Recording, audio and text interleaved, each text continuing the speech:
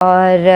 صاحب نماز اشراق کی فضیلت کے حوالے سے اپنے خوبصورت انداز میں کلام فرمائیں، اس کی تعداد رکعات، اس کی نیت اور اس کا وقت۔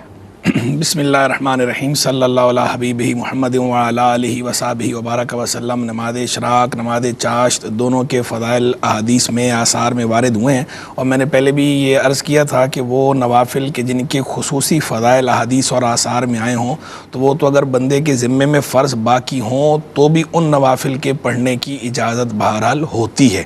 تو ان نوافل کی اہمیت کا ایک اندازہ یہیں سے لگا لیجئے۔ دوسرا یہ کہ ان نوافل کے بارے میں الگ سے احادیث میں آثار میں فضائل بیان ہوئے،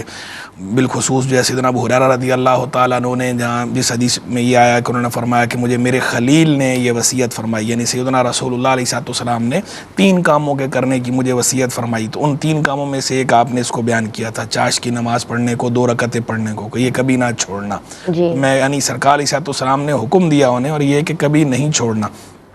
دوسرا جس حدیث کے اندر یہ بیان ہوا کہ ہر جوڑ پر جو ہے وہ انسان کے صدقہ ہے، انسان کے جسم کے جوڑ بیان ہوئے کہ 360، تو پھر بتایا گیا کہ تسبیح، ہر تسبیح صدقہ ہوتی ہے، الحمدللہ کہنا، تحمید یہ صدقہ ہے، تکبیر صدقہ ہے، تحلیل صدقہ ہے، اور نیکی کا حکم دینا صدقہ ہے، برائی سے روکنا صدقہ ہے، اور ان ساری چیزوں کی طرف سے 2 رکعتیں کفایت کرتی ہیں چاشت کی، یعنی چاشت کی 2 رکعتیں پڑھ لی جائیں تو یہ سارے جو صدقے کا بیان ہوا ہر جوڑ کا، انسان کے جسم کے ہر جوڑ کا صدقہ چاشت کی ان 2 رکعتوں سے ادا ہو جاتا ہے۔ یہ اس کی فضیلت جو ہے وہ بیان ہوئی، تو لہذا جو ہے وہ ان فضائل سے محروم نہیں ہونا چاہیے۔ یہ ایسا ہی ہے، ہم سمجھانے کے لیے بعض اوقات کہتے ہیں کہ اگر ہمیں یہ پتہ چلے، بالخصوص خواتین جو ہیں، بہنیں جو ہیں، یہ تو کوئی سیل وغیرہ کا پتہ چلتا ہے تو فوراً جو ہے وہاں سے خریداری کی کوشش کرتی ہیں کہ سیل لگی ہوئی ہے۔ تو یہ بھی دیکھیں آپ، یہاں پر یہ گویا نیکیوں کی سیل ہے کہ آپ کو اجر کا، ثواب کا ترتب اس انداز پر ہو رہا ہے، تو اگرچہ یہ لازم نہیں ہے، اگرچہ یہ فرض نہیں ہے، اگرچہ یہ واجب نہیں ہے، لیکن بہرحال یہ جو اجر کا ترتب اس پر ہو رہا ہے تو یہ اس سے محرومی بہرحال ضرور ہے کہ اگر آپ نے یہ نوافل نہیں کرنے تو بلا وجہ بندہ نفع سے محروم نہ ہو۔ تو جو استطاعت رکھتا ہے تو اسے یہ معمول بنانا چاہیے، معمول بنائے اچھی بات ہے، نہیں تو کم از کم کبھی کبھار تو ضرور پڑھ لیا کرے، نہیں تو ہفتے میں ایک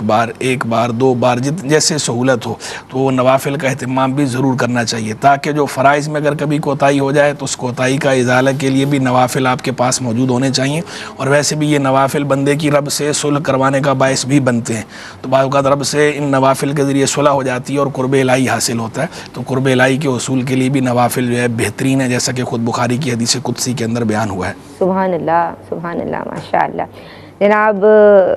فضیلت بھی ہم نے سنی، دعا ہے کہ اللہ تبارک و تعالی ہمیں توفیق عطا فرمائے کہ ہم نوافل کی بھی پابندی کریں۔ ایک بریک شامل کر رہے ہیں، درود پڑھتے رہیے۔ بسم اللہ الرحمن الرحیم، السلام علیکم ورحمۃ اللہ۔ دین اور خواتین میں آپ کا خیر مقدم ہے۔ ایک کالر کو پروگرام میں شامل کر رہی ہوں۔ السلام علیکم ورحمۃ اللہ۔ السلام علیکم۔